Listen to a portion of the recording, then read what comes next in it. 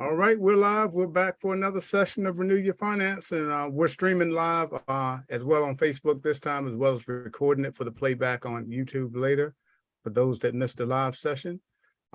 We had a great session last week. Yes, we We did. had Luciana Jackson on, and man, it was truly a blessing to hear her story and to hear where she came from and where she is now, and the freedom that she's gotten from her debt-free journey, and how she's not only touched the lives, her own family's life, but also her family members, as well as some of her clients as well. So yeah, we're just excited to continue on tonight. And we'll just do a quick recap of what we did, like I said, in the last session. And I'll let Rondell kick that off, and then we'll get into tonight's session. Yes, so in the last session, we had a certified Dave Ramsey coach, who's a great sister in Christ to my wife and I. And so we invited her on to share with others who was on the call with us last week to let them know that what the journey that we're taking is not impossible. And sometimes, Adrian and I, we're up here and we're talking about our journeys, and, we're talking it from a male's perspective. And so therefore we invited her on the call last week to get a female's perspective. And Luciana has really taken this thing, as we discussed last week. It's almost like a spider web, or, the connectivity that we all have in each other. And the center of that is becoming debt free. I'll reiterate that Adrian came into the knowledge of the Dave Ramsey plan from a coworker at work, and he chose to share that with me. And based upon him sharing that with me, I shared it with her, who turned around and shared it with others within her family, and also took it a step further and became a certified Dave Ramsey coach. So last week we talked about some things and some pitfalls, some obstacles that we all come in contact with. And so that gave us more motivation to continue to discuss this with those who are on the call and those who are watching this through the live feed tonight. So tonight is going to be really, straightforward. You can't sugarcoat what we're going to discuss tonight. It is what it is. And so we're going to talk about credit cards. Let's talk about it, because credit cards has become a crutch in the American society. And what I mean by crutch is that a number of Americans have become dependent on credit cards as their emergency fund. And so we want to explore that subject, credit cards, because we all are not immune to it. We got enough marketing on TV and through our social media platforms that continue to flood us with why you should have this one or this one or this one. And so just to get an understanding, me and Adrian had a long, drawn-out conversation today. I know it was probably 2+ hours that we discussed today in regards to this subject, but we want to hear from you. So if you have a thought or an understanding, or you have your own perception of what credit cards mean to you and your family and your finance, please share, whether it be in the thread on Facebook or join into our Zoom meeting tonight, which is also posted on our Facebook page. Yeah. But let's not delay this discussion, because it is a discussion that needs to be had, because ultimately we're trying to become debt free, and this is one more master that we're trying to get rid of, which is credit cards. Right. So I guess my question to the group is, and you guys that are watching us live, we've opened up the chat so you can chat in there. Why do you guys have a credit card? What prompted you to get a credit card? And first of all, we'll start with that. What prompted you to get a credit card? Why did you feel the need to have one? We'll start with that. What prompted?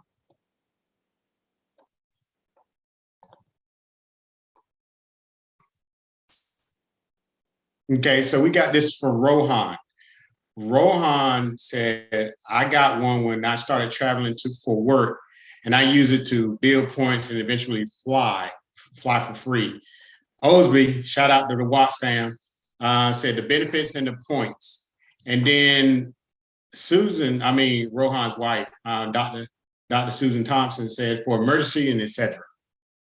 So those are some perspectives of why they've gotten credit cards. Now, Adrian, you and I was talking today in regards to that subject. And so do you see yourself in some of these responses that we have here? Yeah, definitely. And we talked about this earlier. They start, from the time you hit college, they start, offering you free credit cards with a T-shirt.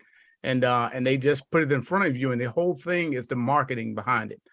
They market it to you when you go to Costco. There's nowhere that you can't go now that they're not offering you some kind of credit card that has some kind of benefits. Because me and Rondell talked about it earlier, was why do people have so many different credit cards? And it's really geared towards the way that they're marketed towards us. Everybody has their own benefit, whether it's Costco, you got your gas credit cards, you got your travel credit cards, you got your hotel credit cards. So each one of them gives you benefits, and they offer you free stuff in order to for the benefit of using their card.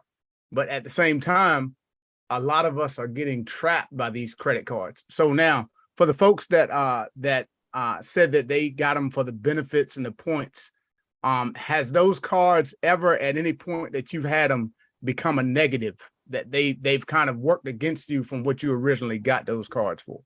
Oh, that's a good question. Yeah. So the Watts team said exactly that was me. I wasn't educated about credit and credit cards, and that's hashtag Kai. And Rohan said, not for me. And that was years ago. Kai stated that it was years ago. So I would tell you, yeah, I'm on the same page of what Kai was at years ago also. Credit cards, I've only had two credit cards in my entire life. But to tell you, I had a fear of them, to be truthfully honest about it. I got my first credit card when I was in the military. And with that credit card, I got it with USAA. And I found myself, when I first moved out or moved into my apartment, I didn't have any furniture, nor did I have any savings to buy any furniture. So I got an apartment and no furniture in there. So I remember using that credit card to spend. I spent about $4,200. I forget the name of the furniture store that I finished in order to buy a bed, to buy a couch, living room suite. And I think I went out the same day with that credit card. And this is how I did the big guy. And I did not realize how quickly I racked up $4,200 to $4,500. I went into the store and I bought this bedroom suit, this one suit. I think the suit was like $1,300 to $1,800. And then I went over there to the furniture section and I bought a couch and I think it was a chase. That was like another $800, $900. Then I immediately left there and went to Sears. And I went to Sears and I bought a 32-inch. And when I say I was swiping, I'm surprised the card didn't melt in my hand when I was going out that day, because I was just swiping that card like no other. And the one thing that I didn't realize about a credit card when I was doing all that swiping is I misread how much interest they were charging me on that card. I saw this small interest, and I want to say it was like maybe 5, but I didn't know anything about the prime.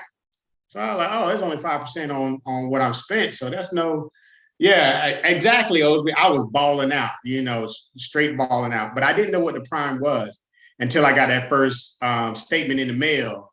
And that statement made me realize that there was an interest rate that the credit card company gets you, and then there's a prime rate on top of that.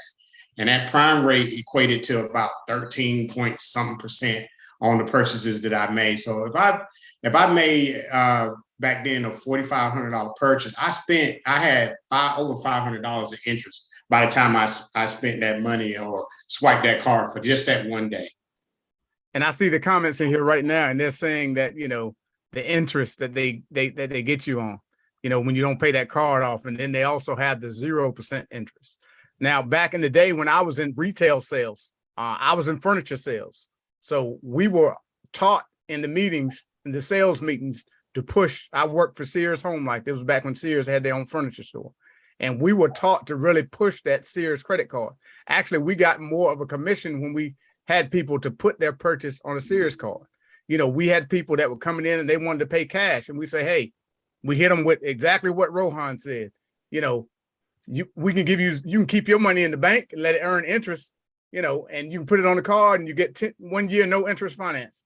The smart people that knew about credit cards, they were like, nah, I'm just going to pay for this, get it out of the way, done with, I own it. And then, the other people, some of the younger folks, as soon as you said that, they said, oh, I can keep this money, or we can use this money towards something else. And we got a year, to pay off this furniture, this $3,500, this $4,000 that we just spent on furniture, and what they don't understand is a lot of them are new to credit. They just know that they can get it. Long as you go up to the counter, they put in their information and they swipe it and we tell them they approve. You should see how their eyes light up. I mean, they're so excited. They just got approved for this credit card. And we give them the brochure, tell them to make sure they look over it. And right there on the back of it, as soon as you open it up, it says 24% interest. If you don't pay this off in that 12-month period, the interest starts from day one.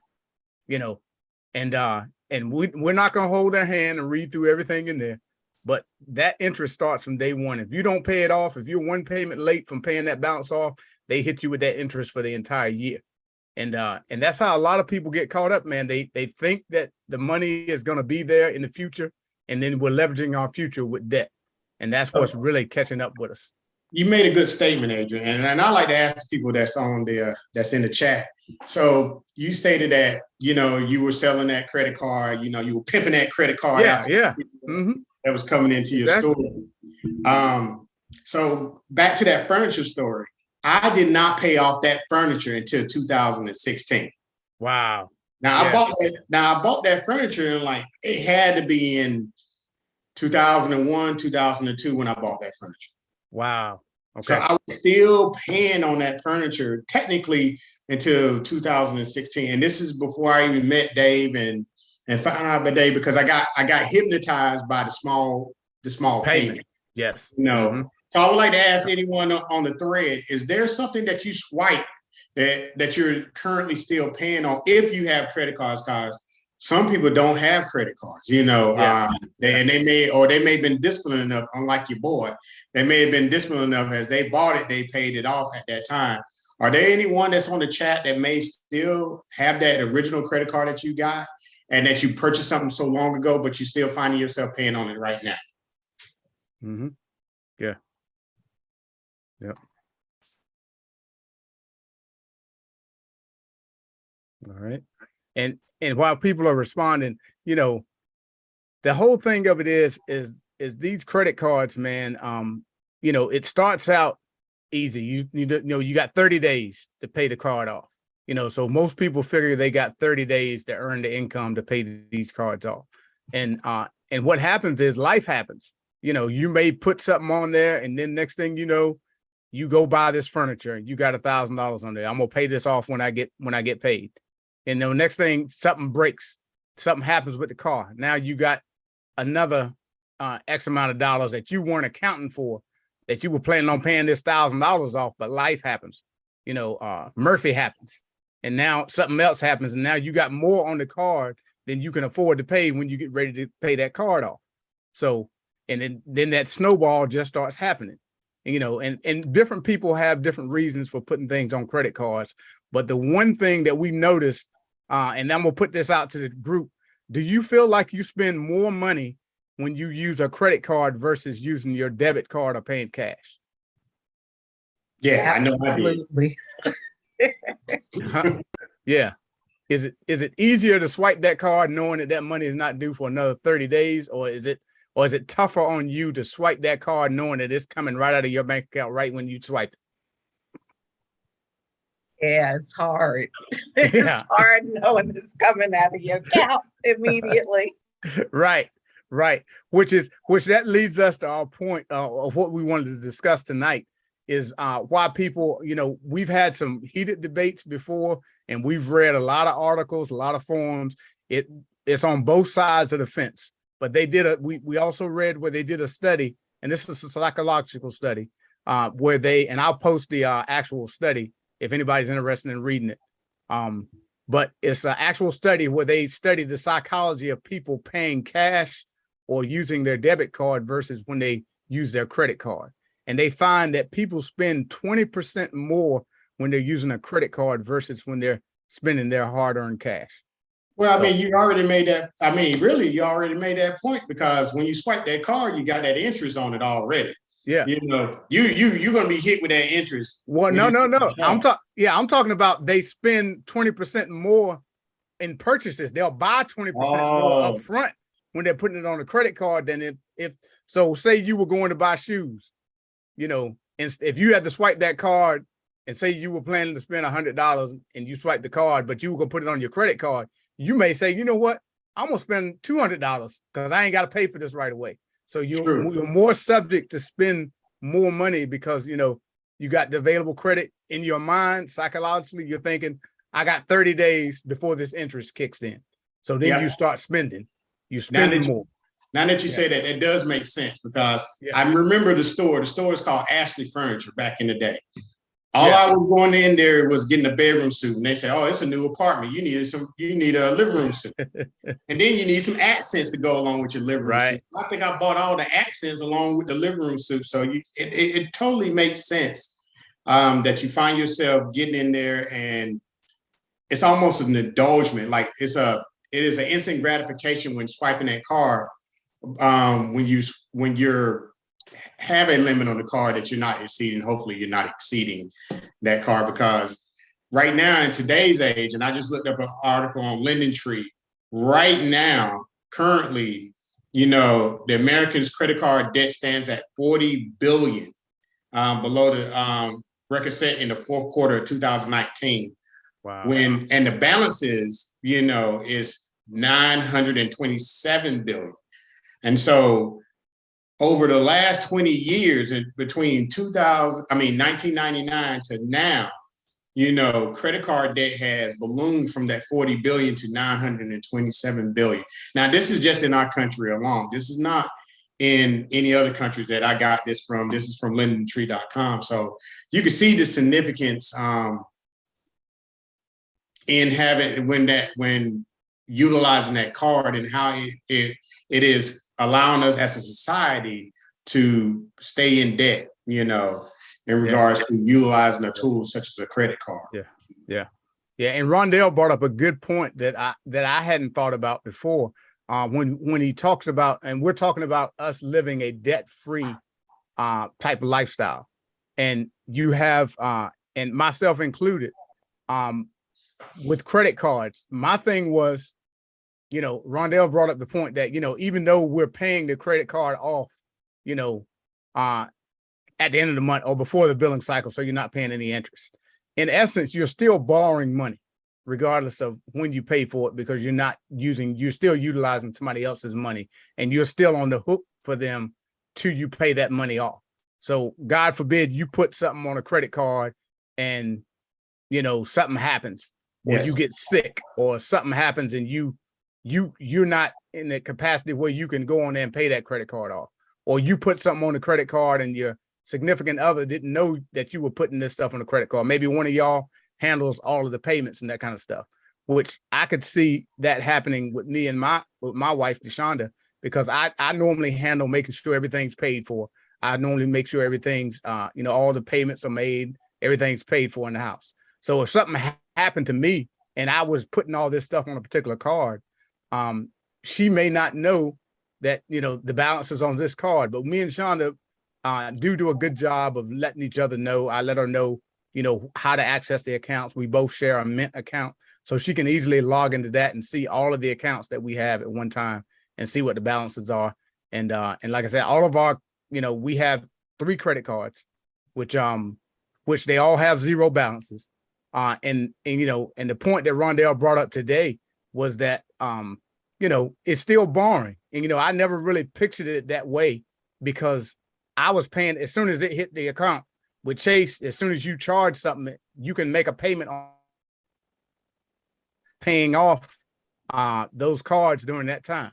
So, and that has really changed my whole thought process from this whole thing, because when I was in baby step 2, we eliminated credit cards completely. We didn't use credit cards. We only used our debit card, and that was how we were able to pay off all of our debt. And the only reason that I still have cards right now is that we had under the impression that we need them to rent a car, or you need them for a hotel room.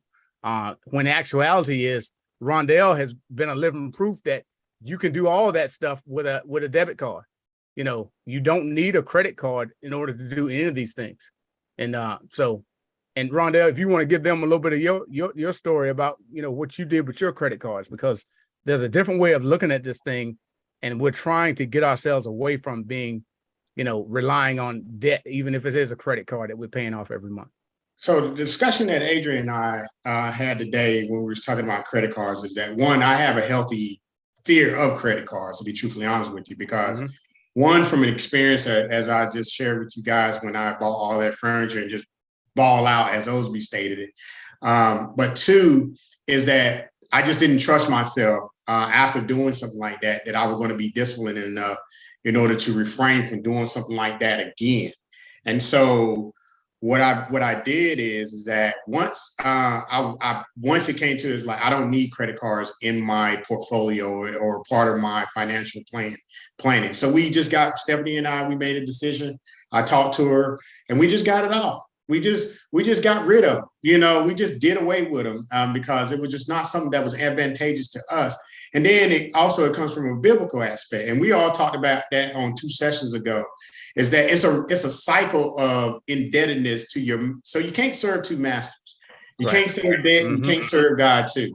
And so when you're sitting in there and you're, even though you pay it off every year, and by all means, listen to my heart, because to each his own in your household. I'm just speaking from my household. So when it comes down to that aspect, we decided, like, we're not going to lock ourselves back up every month after we swipe that card again. Right. So because we put ourselves back into a situation where we're now indebted or we're enslaved to a master. And it prevents us from to have the flexibility and the maneuverability to do things that God wants us to do with the resources that he's given us. If he made us good stewards of the resources, then we need to just go ahead and be good stewards of the resources that he's given us. So we done away with credit cards. I will be transparent. When we were getting out of the military, the government was offering me a platinum card.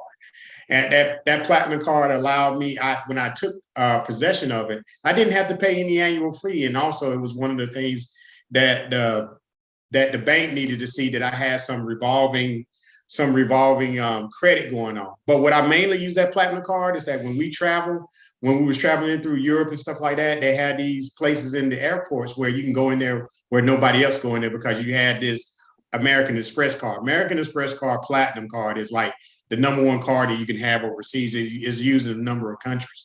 So we'll go into these places where these concierge will welcome you in, and we'll eat all their food in their buffet for free, but just because of having ownership of that card. But once we got back to the States and we did the things that we needed to do to procure the house that we have, we instantly cut that card up, because, again, it goes back to what I was saying before. We didn't want to get into that cycle, nor was I believe that I was disciplined enough to prevent myself from being in that cycle too. That was a healthy fear that I had about credit cards, because they're so easily used, they're so accessible, but I didn't want to be, I already got enough masters. I got the master of the mortgage that I'm dealing with right now. But before then, the master of the mortgage, if you had a car payment, you got the master of the car payment. Now you got a master of the credit card payment. Now you got the master of the furniture payment. So you're only one person, and you got like 15 masters that you're bound down to, because all of them is seeking compensation for you for holding the asset that you receive from them. So therefore, we decided to eliminate as many masters as we possibly can, so we can free ourselves to serve the master, and which is our Lord and Savior, Jesus Christ. Yeah. And so that's one of the reasons why we don't have credit cards. We don't use them. We use debit cards, and we're still able to book, because I see what you in the Rohan said, we use a debit card for all our bookings. So do I. Yeah. Every booking that I made thus far, to go on any trips or any business trips or anything, we've always used our debit card. And if I needed to make a large purchase, then I just get with my banking institution, and we'll talk about banking institutions also. I just got with my banking institution and said I need to make a large purchase, and we made it happen through a transaction to the other institution that we were doing business with. But yeah, that's what me and Adrian was talking about today, because to get out of jail and then go back in jail, it's a vicious cycle. What happens when you don't have the key to let yourself out again? Because they got me that was a big thing. I've never really been had like a lot of credit cards. I really shied away from credit cards because they got me when I was real out of college. So they ruined me on credit cards fresh out of college, and you get tired of creditors calling you and all this kind of stuff. So I stayed away from credit cards in my later years as far as charging things on credit cards and having these big bounces. So we got away from that. But the thing that they really, and I hear people I talk about this, is that the air miles, the reward point, the cash back offers. So those were some of the things that Adrian was talking about that that you use your credit cards for. Is there anyone in the group that have used your credit card and then cashed it in for some of those reward points or some of those cash back offers as they advertise or marketed to us when we first purchased that card? Because when I had my card, that never happened for me. Never. Okay. Right. Brandon said yes, he have used it for for that position where he received a cash back or frequent flyer miles or things of that nature. I'll be real 100. Yeah. I didn't go that many places where I can accumulate a lot of flyer miles. Just didn't. Right. And for us, the whole thing was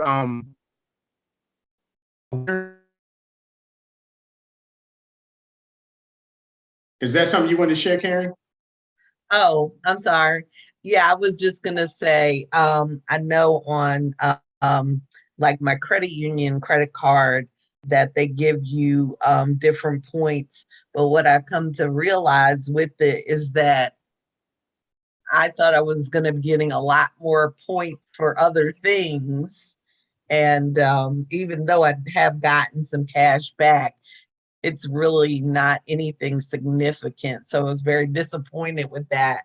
And, that's one of my cards that I'm, working on paying off right now anyway. Right. And one thing that I saw in one of the videos is, if you're 1% cash back or 2%, you just $100,000 to get up.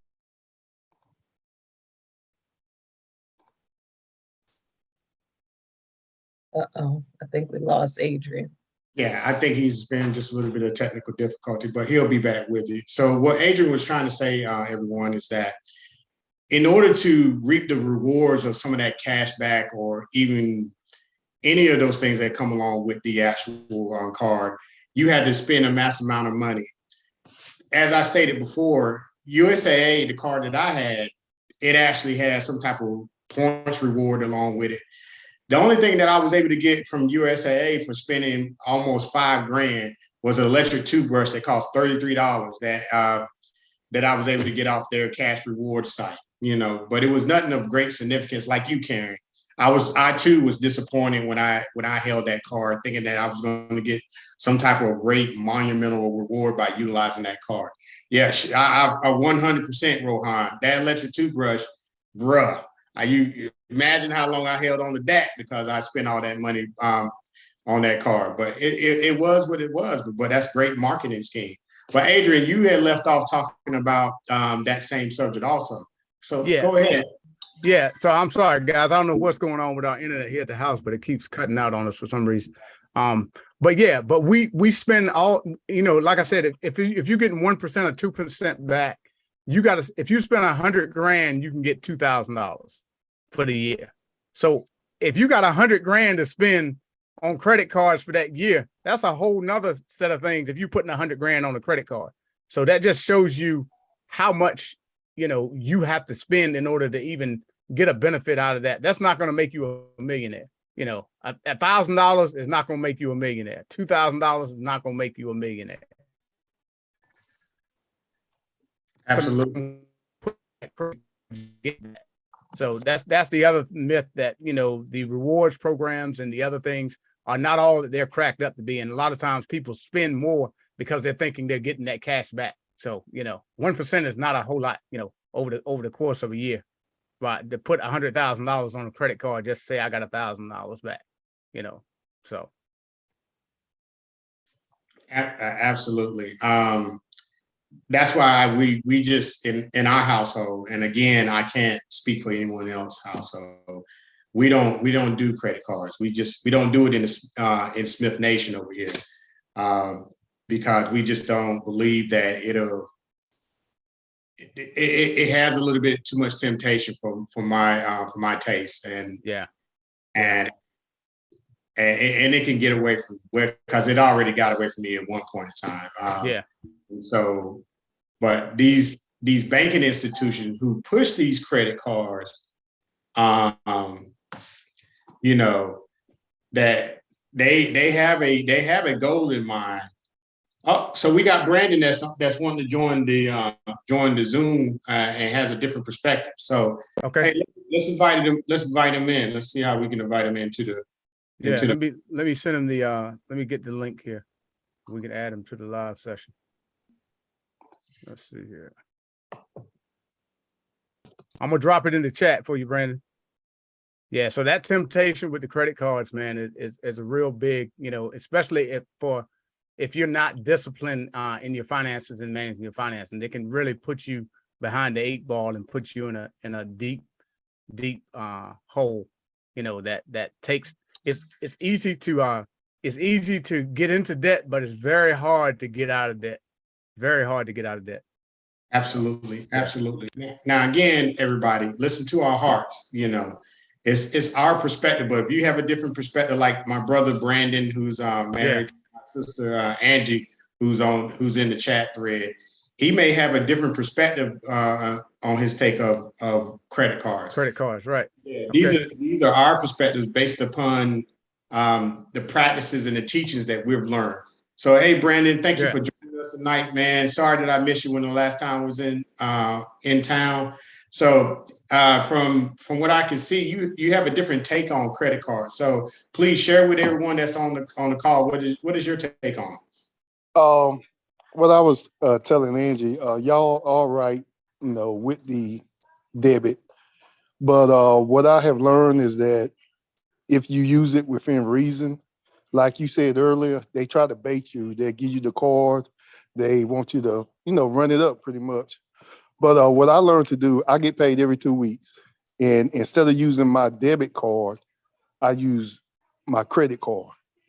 But every 2 weeks, I'm disciplined enough to pay that card off. So if I'm going to run $600-700 up on my debit by taking money out of my bank account, I'm gonna charge it to that credit card. So I never get charged interest. On top of that, I get money back. So like now we are on vacation in Savannah. I cash in my points, which is money, and I had like $1,200 on my credit card. So I'm swiping for $1,200 for free, pretty much until after that, you know. Right. But that's what I have learned, and also it helps build your credit up. Mm-hmm. But you got to be disciplined, and if you're not disciplined, don't try it. Mm-hmm. Right. Yeah. And I do that every 2 weeks. And I even had a firefighter, one of my coworkers, he wanted to buy a house and he didn't have established credit. And I told him what to do. He went with my plan. He went and got a credit card. He used it every 2 weeks. When he got paid, he paid it off. He used it. And I'm gonna say 3 years ago, he bought a house. This is about 5 years ago. So so it do work, but like y'all said, if you don't have the discipline, and if you gonna charge it and think that you're gonna pay it off a month from now, don't do it. Yeah. And some people a lot of people do that and they don't have the money. They don't have the ability to pay these cards off.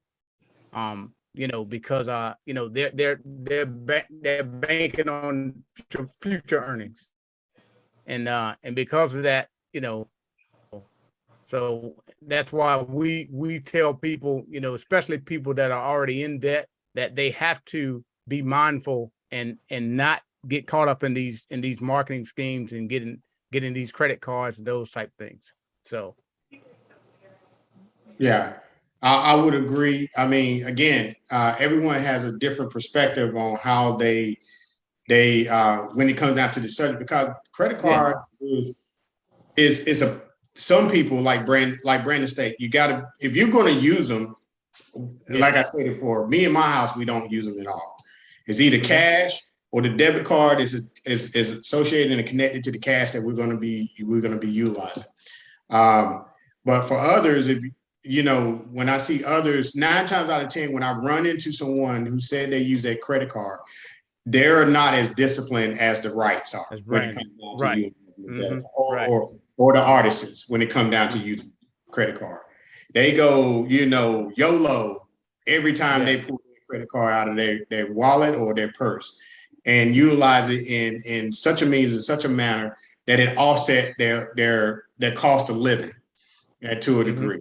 You know, I've ran into people since we've gone on this journey of becoming debt free. I ran into people where, you know, they pay their mortgage with their credit card. You know, and they never fully pay the mortgage payment back off that credit card. It's always something residual on the credit card, which is accumulated, continues to accumulate. Others, it's a way of their lifestyle. They have always had a credit card since being able to have a credit card. Now I've read an article maybe a couple of weeks ago. There's no age limit for a person to have a credit card at some banking institutions. At some institutions that give out credit card, they don't even require the age limit. So a 14-year-old kid who can, if they're not having any stipulation, that is, or generating any income, well, let's just say you got a 15-year-old kid working at McDonald's right now, making about, you know, $400 to $500 every week, $1,000 every 2 weeks, $2,000 a month. They too can go in there and apply for a line of credit if they meet that certain criteria to apply for credit. And age is not a criteria.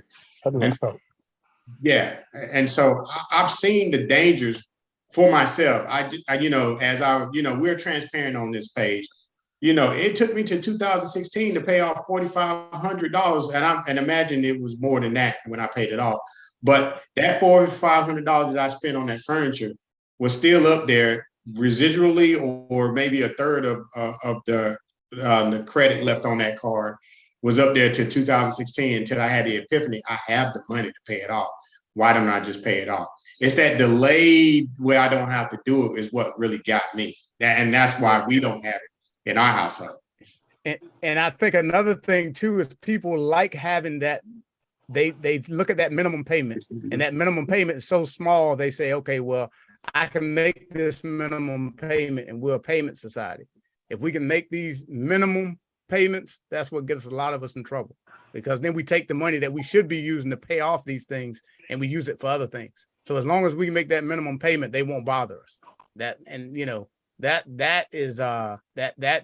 is key on why they always make your credit card payment. You can have $1,000 on that card and they're only asking you for $30 a month, you know. So, and that's really what's getting a lot of people caught up. And like Brandon said, you know, if you're in a position and you've gotten yourself disciplined to whereas you use the card and you pay the card off, you know, like I said, like Rondell and them don't use credit cards.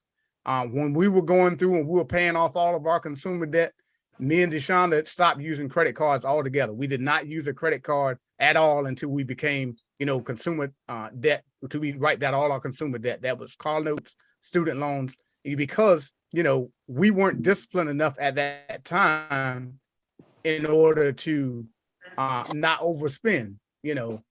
And so by us, you know, limiting ourselves to our debit card, it made decisions not to buy things a lot easier. Because if you're struggling to get out of debt, or you have debt right now and you need to get that debt paid off, I don't think credit cards should be the last thing you should have in your repertoire right now. Like Brandon's home is, I don't know, I won't say that, but there's a couple of us on here whose homes are paid off. You know, these are people that you're hearing. So they're in different stages in their lives, and they own, you know, like they may own different real estate and different things like that. So they're in different positions, but the people we're talking to are the folks that are trying to get to that level, that are trying to get out of debt and make it so when they go to work for their 40 hours or their 80 hours, that money comes home to them. That money, they're not working 80 hours and all that whole 80 hours of paycheck is going out to debitors, you know, and creditors. So, you know, so that's where we're trying to get people to is the other side of that thing. So Adrian, if I could share a screen real quick to try to, and again, listen to our hearts, everyone.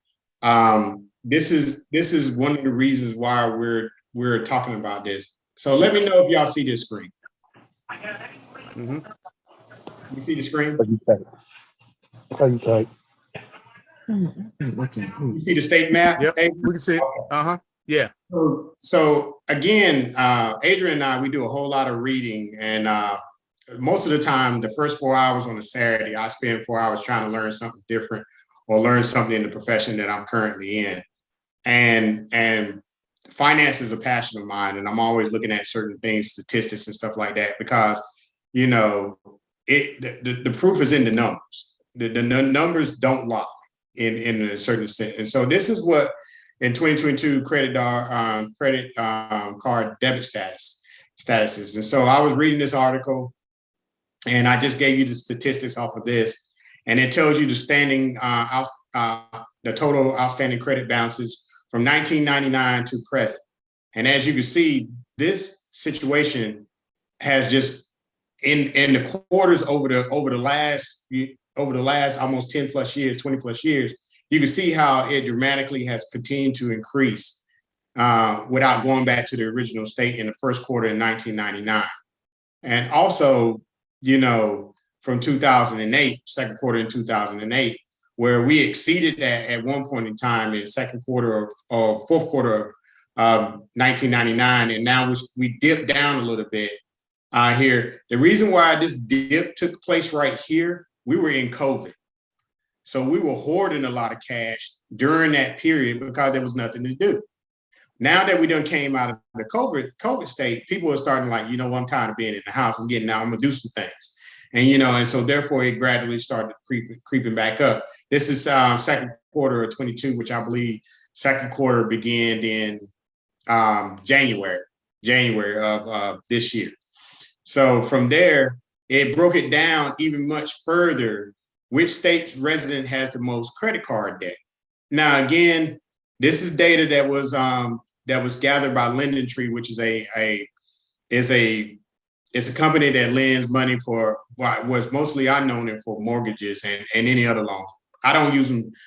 I'm not promoting them. I don't use them for my personal business. I've always used the same banking institution for the most part throughout my whole life or career. But LendingTree had this statistics up there that I found it interesting to read. So look at the states. You would think California will be one of those states that will be, you know, you'll be blown away by the credit card debt. But the state that we live in is ranked number 4 in credit card debt. And this is only on an average. This is an average of credit card debt. So out of everyone that's in the state that is a credit card owner, on average, they're saying that a person that owns a credit card has about this much debt on. And then it's broken down by several other states. I'm not shocked by Texas at all, living in Texas, too much stuff there that you may want to buy. So I'm not shocked about that state at all. And so it breaks it down. Number 1 is New Jersey, 2 is Connecticut, 3 Maryland, 4 Virginia, and then it goes into, you know, all the way into the 50 states, where you get down to the 50th state, which is Kentucky, is on average, the people in Kentucky has about $5,500 worth of credit card debt. But on a national average, in America, on a national average, as an average, everyone has about $6,500 worth of credit card debt. And so that's where we find, you know, there is an epidemic and there is a problem if you don't have that discipline that we've been discussing and talking about tonight.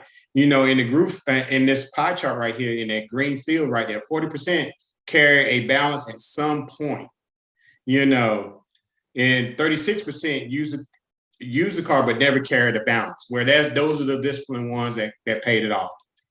And then you got 24% had a card but didn't use it at all. They just got a card for whatever reason, and for one reason or another. And then in the first quarter of 22, you see 46% used the card but didn't carry a balance, they were disciplined enough to pay it off. And then you get 54% of that 100 carry the card at some balance throughout that quarter. So these are statistical articles that I enjoy reading that gives me some of that insight about why it's important for us to have these discussions in regards to how volatile it can be if you're not managing this animal, because credit card can get out of control real quick, very easily. And I saw a post here, Anthony posted. He said, without that discipline, one hiccup can send you into a spiral, into that debt, using those credit cards and stuff starts to pile up on you. So. Absolutely. Absolutely. When it comes down to that. So Brandon just made a question. What do you think is best way to get out of debt?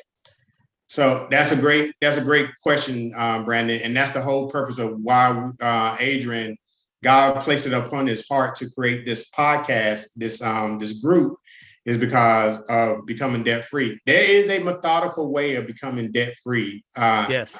It's a journey that he's completed. It's a journey that I'm about to complete. There's a journey that a number of us that has been on the call in the last few weeks to do it. It's that one, you have to have a plan. You first have to have it in your mind, and it's what I believe wholeheartedly, that you have to have it in your mind that you want to be debt free, that you do not want to be indebted, and then make that plan.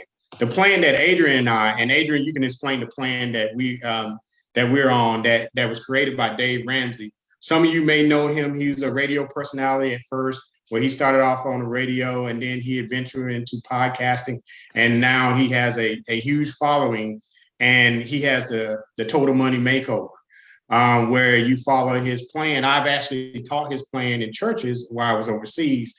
And I've seen and not only taught his plan, I'm on his plan. We are on his plan, my wife and I. And so that's the plan that we utilize. And we'll go through it and so that everyone would know on the call what that plan is. So Adrian, I'll let you run them through the plan. Okay. So basically, for those that don't know, it's the 7 baby steps. And we talked about this before.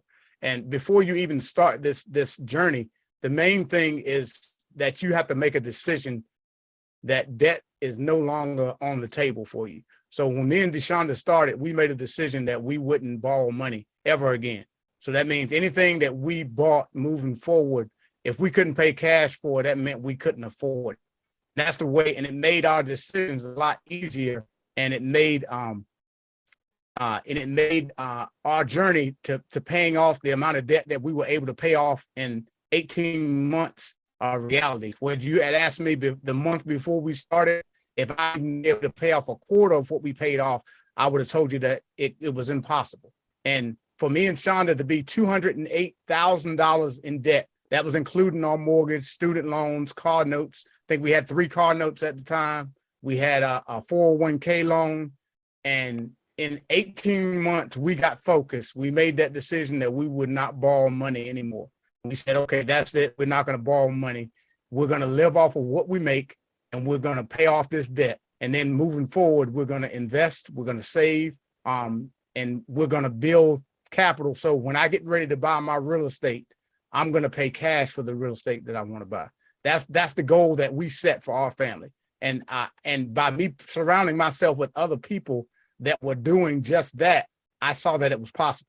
Throughout this whole journey, all I did back and forth to work was I listened to the podcast. I listened to what these other people did, and it encouraged me because there were people making half the amount of money that me and DeShonda made that were paying off, $20,000, $25,000 in a year.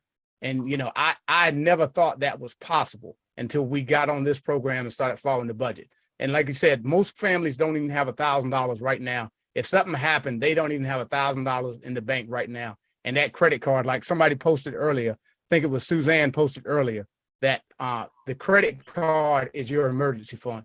So, and we were never really taught to have money set aside for emergencies, And so that first step is saving $1,000.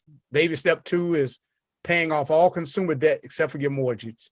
And that's paying off student loans, car loans, any kind of loans you have out there, you're paying all this debt off. And then baby step 3 is saving a 3 to 6 month emergency fund. That starter emergency fund that we saved in baby step 1 is just to get you started. You know, that's just, and some people save more than that. Some people, you know, $1,000 the first time they've ever had $1,000 in their lives, you know, so it all depends upon what you and your family are comfortable with. The record, what they say in the program is save $1,000, and then you get added on your debt and get all this debt paid off. And then, you know, after you save your 3 to 6 month emergency fund, baby step 3 is to put 15% of your income. So whatever your income is coming in, you're saving 15% of that in your retirement plan at your work. If you don't have a retirement plan through your job, you're saving, you know, through Roth and IRAs. So you're saving towards your future. A lot of times, us as a society, we look at things in the short term. We look at a year out. We look 6 months out. We don't look to see where we are going to be at in 5 years, or where we're going to be at in 10 years, or where we're going to be at in 15 years. The books that I've been reading, it says one of the key things that the wealthy do is they don't look at the short term. They look at, where is this going to put me in 5 years? Where is this going to put me in 10 years? So when you're putting 15% of your income away, you're going to establish where you're going to be at, you know, in the future for retirement. So I know all of us have seen people we work with that are in their late 60s, 70 years old, that are still working, and they're saying they're trying to pay off their mortgage. You know, once I pay this mortgage off, I'll retire, or this. So they're not properly planning for when they get to be the older age. You know, a lot of the younger people say, I'm a YOLO. So they're going to live life now. They work too hard to be worrying about the future. But the future, unless you plan on dying, you know, in the next 5 years are going to pass. So are you going to spend that next 5 years getting yourself right now? So that way you can live like you want to in the future. You can travel like you want to in the future without having to rely on debt to do that. Baby step 6 is, you know, establish your kids a college fund if you have kids. Me and my wife established our girls a 529 plan a couple of years ago.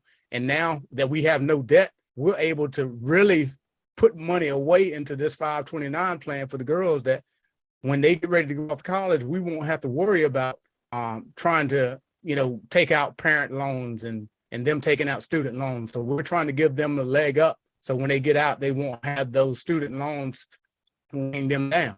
So that's one of the things that we chose to do. Then the next thing after that is to pay off your mortgage. Baby step 6 is to pay off your mortgage. So everything else you have after you've done these other steps, you throw everything at your mortgage until you get it paid off. Rondell and them are a prime example of that. And I'll let him share his story. He don't like to share it, but I like to share it because it's so powerful what they've been able to do. But me and my wife paid our house off last year. We started this program in 2018, in March of 2018. We paid off all of our consumer debt in 18 months. And then we paid off our mortgage in 2020, in August of 2021. So since it's been 1 year that we've been 100% debt free following this program. We have not borrowed since then. We have not taken out any loans. We've not taken out anything. If we can't pay for cash, then we can't afford it, basically. That's basically the way we look at it. And baby step 7 is, now that you've paid off your mortgage, now you're free to build wealth. So now, right now, me and my wife take about 50% of our income. It goes into investments. So I'm looking at a 10-year horizon, because I like what Brandon does. Brandon owns a lot of real estate. And my goal for when I get into my 50s is I want to come in and buy real estate. But my goal is to put myself in a position now, so when I get ready to go buy my real estate, I can make cash deals. And Brandon knows, dealing in real estate, that if somebody comes in with a cash offer, most of the sellers will take a cash offer, because those people can close in a matter of days because they got cash on hand. So that's my goal, is I'm looking at a 15-year horizon, that when I get ready closer to retirement, I want to be able to come in and buy maybe a couple of real estate properties, but I want to have the cash on hand to do that. So I'm investing my money now, so that way it can grow. So when I'm ready for that next season of my life, I can do that. And then the biggest thing that we're able to do now is the giving part. We can give like nobody else. When God puts it on my heart to give to a family or give to a server that we think God says, you know what, give this person $50 as a tip. The bill won't be $20. God says give. And you should see the look on some of these people's faces when you bless them, when God asks you to bless them. So we were able to, there's so many different things we can do for family members. We don't loan family members money anymore. We just give them the money, and it's so much a blessing to be able to bless other people, because a closed hand can't receive, because, a closed hand won't give and a closed hand can't receive either. So we just find it a blessing to be able to bless other people. And that's really the whole reason that we did all of this, guys, is we want to teach other people how you can live a life without debt, because society tells you that you need debt for everything. That credit score, they want you to worship that credit score, and they worship the credit score more than they do your net worth, because your net worth is the true meaning of how well you do financially. I actually thought that I was doing well when I hit an 850 credit score. That was my goal, because I thought the credit score was you were doing well financially. As long as you can make your minimum payments and the bill collectors weren't calling you and your credit score was high, I thought I was doing well financially until I heard the video and they broke down what a credit score is. A credit score is just your ability to borrow money from other people and pay it back, so that you can do what? Borrow money from other people again and pay it back. And most of the time that comes with interest. And that has no bearing on you building wealth. Your net worth is really where you are financially, because that takes all of your assets minus the debt that you owe on them, and that tells you where you are financially. So, and that's really the key. So that's one exercise that we challenge everybody in the group to do, is to go out and see what your net worth is. A lot of people have done this exercise, and they're shocked to find out that their worth they may have a lot of stuff, but their net worth is actually a negative number. If they were to sell everything, they'd still owe $100,000, based on, where they are and how much debt load they have. So that's really, guys, what we really want to do, is because we've been blessed so much by not having debt, and what we've been able to do, with moving through life. We can go to sleep. We can get into jobs that we don't have to go to jobs that we don't like. You can actually find a job that you enjoy doing, and you're not tied to it because you need to make a certain salary.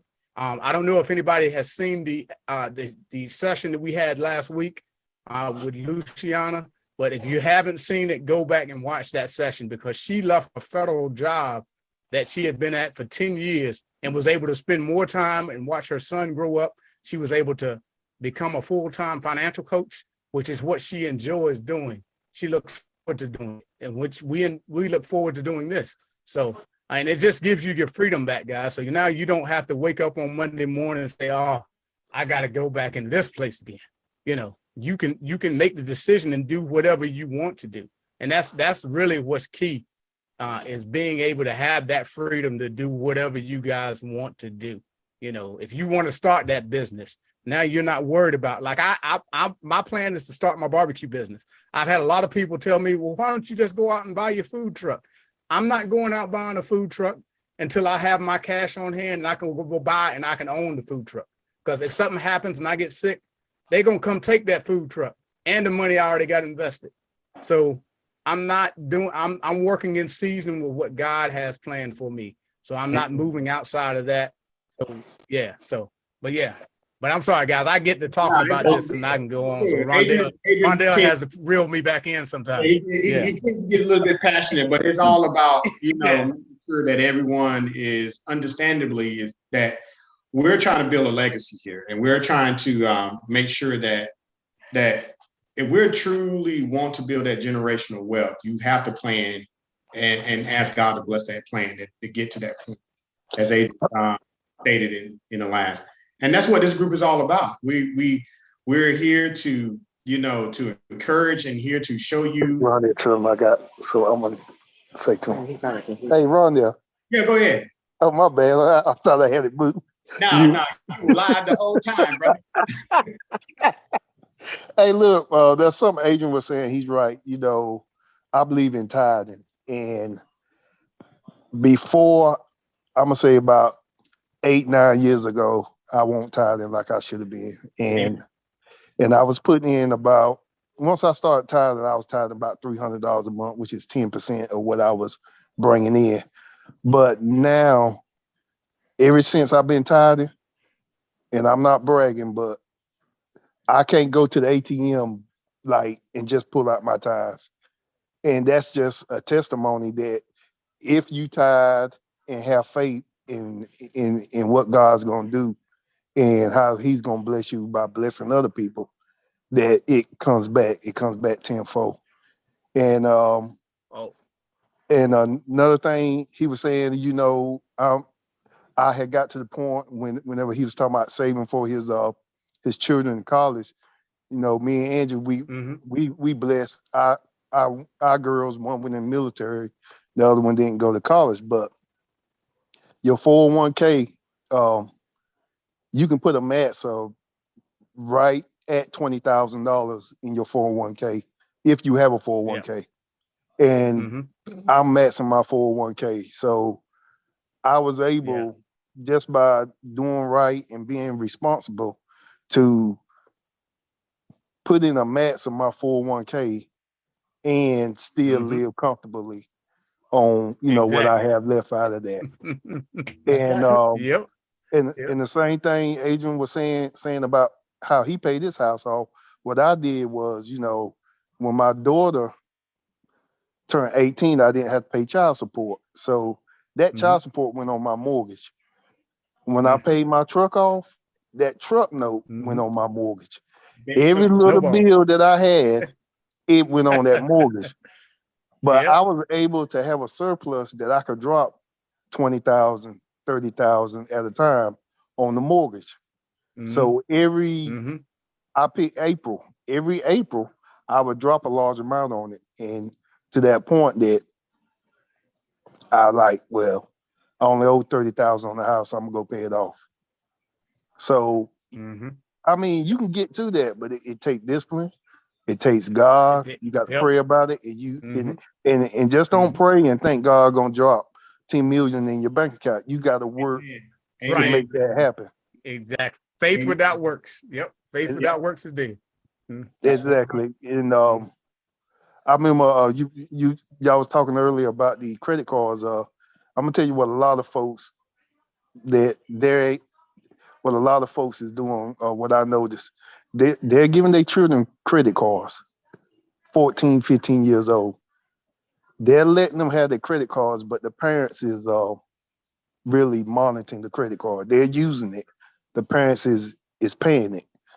But when they turn 18, guess what? When they step out in the world, they got an advantage over a lot of other people because they already got established credit. And a lot of folks are doing that now. And it just goes to show how we have evolved with this credit and all this other stuff. But I said, like y'all said, that credit is dangerous. And if you cannot understand it, and if you living off your credit cards, you would never get out of that. But the credit card company is banking that you don't make your payments, or that you make the minimum payments, or that you miss a payment so that they can put that charge on it. They're banking on that. They're gambling on you. And it's up to you if you're gonna win or if they're gonna win. God, that interest rate, that's what keeps their lights on. That's what keeps them in business. You're right. Go ahead, Rhonda. So no, I agree. I think we had over our time. With what Brandon is saying, and congratulations, guys. So the Wrights, Team Wright. Shout out to Team Wright. Team Wright was one of the first people that I know in my circle immediately that became homeowners. I remember the day, and I remember the picture that was taken when they became the owners of their home. And so those are motivational people that are in our circle that we look at and say, you know what, God bless them, bless their plan that helped propel them to the point where they were able to pay on their home. Because where I come from, you normally don't pay off your house within, in your 40s, or your Right. 50s. You normally sitting there in your 70s, you now paid off the home, and you may, average lifespan for American male probably to 78. So you probably got like 8 to 10 more years before you live, depending on your health, that is. And so now you're going to enjoy your life for 10 years after spending all that time paying off this mortgage. And so when my wife and I, and I know we're a little bit over, we're about 10 minutes over, and we'll shut it down here when it comes down to it. So Adrian mentioned it, and I'll share with y'all, and most of you on the call already know, when we got on the plan, it was 3 of us that started at the same time. It was myself, Adrian started before us, he shared it with us, Luciana, and then there were some others. And there were some who started with us that fell off from the plan that we've all talked about in round tables and dinners and lunches and brunches and stuff. But when we left Germany, of course, I'm retiring, and you need a place to live. And when we chose to live in Virginia, we have already, before we started this plan or being on Dave Ramsey plan, we had bought land in Virginia where we were going to build our home at in a community. But nonetheless, we still had to build a house. And so therefore, we came here, and we finally, due to COVID, we found a builder and petitioned that builder to build our house. Now, the plan, Dave Ramsey teaches you that you should only have, you don't want to be house poor. So we knew exactly how much money that we wanted to spend for this house, because we didn't want to be house poor. That means, Brandon put it in the chat, eating beans and rice. Some people are house poor because they got too much house.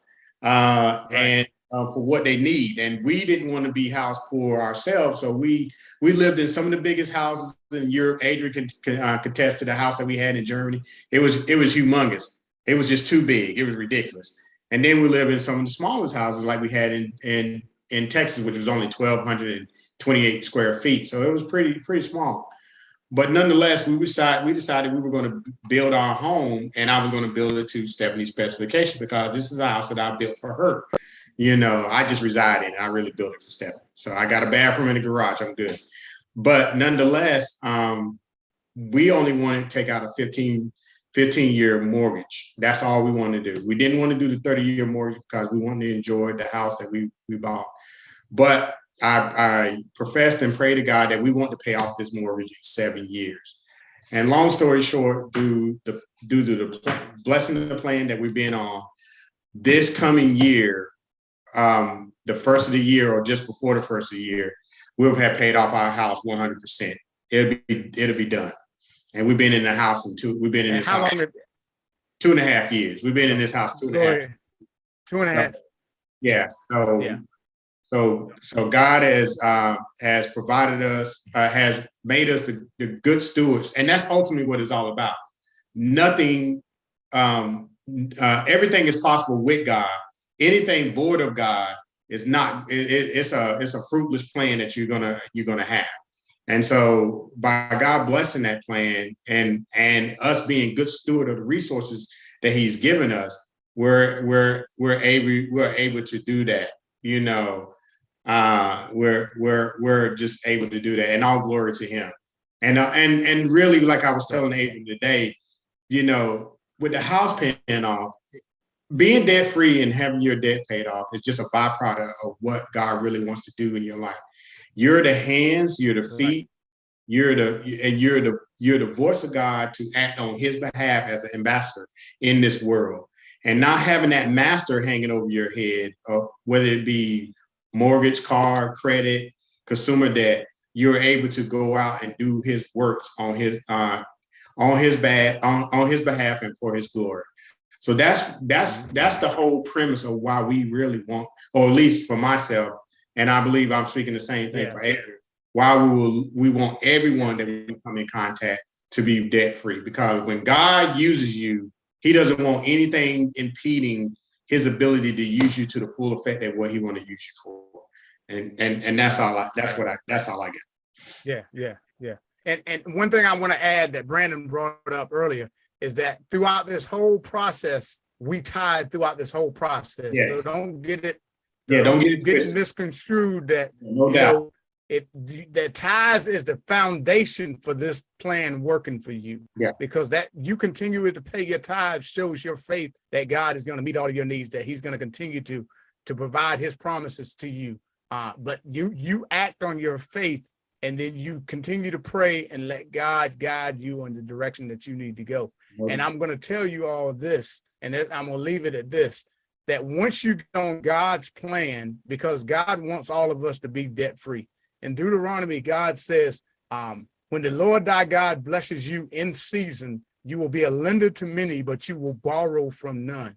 So that means that when God blesses you, there will be no debt attached to what he blesses you with.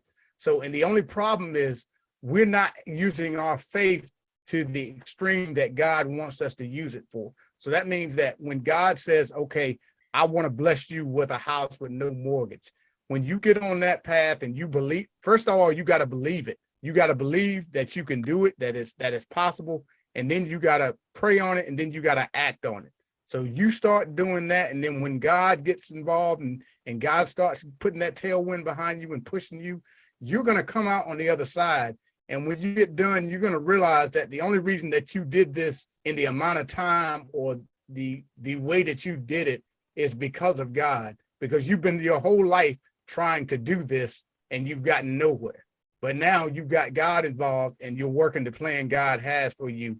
And everybody that we've seen that has sold out completely to this and involved God in this plan has done things that they have no way of explaining it other than God is involved, and this is what God had for their lives. So we just want to share this with each and every one of you and show you that this thing is possible to live a life that is 100% debt free. And the other side of this is that you are only doing this for a short period of time. This is not going to be how your life is going to be, the rest of your life is going to be, living in a certain box. You can still have your nice things. You can still, take your trips and do your other things, but there's a season for everything. You don't plant, your crops in the wintertime. There's a season for planting. There's a season for harvesting. And that's the same way God has, there's a season for everything. So you may not be able to get that new vehicle, that brand new vehicle you want now because it's not your season. But when God moves you and you have that money in hand, you can go buy that vehicle you desire. God will bless you in such a way that you'll be able to do that. And that's what I truly believe. And that's why I believe that. And he's shown me some things in my future, even with this podcast. He showed me where we had 5 people here. And I've already seen that this thing is going to grow to where at one point we're going to have 500 people on this thing before it's all done. So, but that's it in a whole, guys. We really want to bless you guys, and we really want to share this with you. So we're going to wrap this session up, and we just, we thank you guys for joining us once again. And we're going to continue to show up every Monday at 7, and we're going to continue to provide more information that'll help you and continue to try to get more people on this journey. And we're going to be the iron that sharpens iron, and we're going to be the people, because you're not going to get this in the world. People are not going to agree with what we are telling you, that you can have a debt-free life. So we want to be that community that are here to support you. When times get hard, we're going to be the voice to show you that, yes, this can be done, and this is how we did it. These are the changes we made in our day-to-day, and that's it. So, but thanks, guys. Rondell, do you want to say anything in closing? So next week we're going to talk about something that is me and Adrian in the discussion. We didn't get to it tonight because we had some great dialogue. Thank you, Brandon, for joining us on the call tonight. Yeah. Thank you, everyone that joined us in the chat tonight. Those who either chime in through the chat themselves, or you had an emoji, or heart emoji, or a thumbs up with some of the chats that came in there. But we got to talk about it, because it's one of the things to talk about.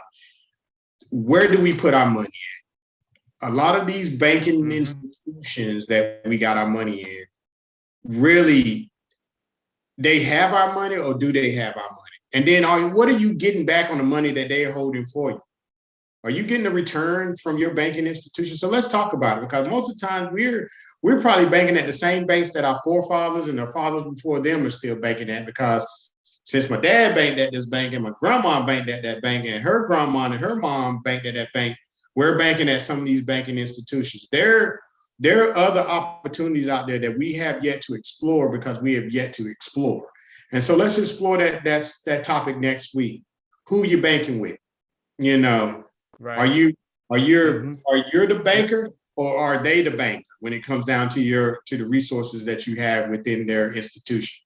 Because I've had some hard conversations with my banker, USAA, as a matter of fact, when it came down to some of their accounts that they said is the best in the land, and I come to prove them wrong about that account that they said it was so great for me to have with them. So let's discuss it next week, and let's get some different perspectives, because this is what Adrian just stated: iron sharpen iron. And so therefore, there may be some information that we don't know that you may can share with us. So until next week, we look forward to you joining us again. Over to you, Adrian. All right, you guys have a good week, and we'll see if anybody can join us. We'll have the recording up hopefully by in the morning. And if you guys want to come back next week, we'll be here again next week, and we'll be discussing, like Rondell said, the banking and that. So but you guys have a good evening, and thanks again, everybody, for joining us. And we look forward to seeing you next week.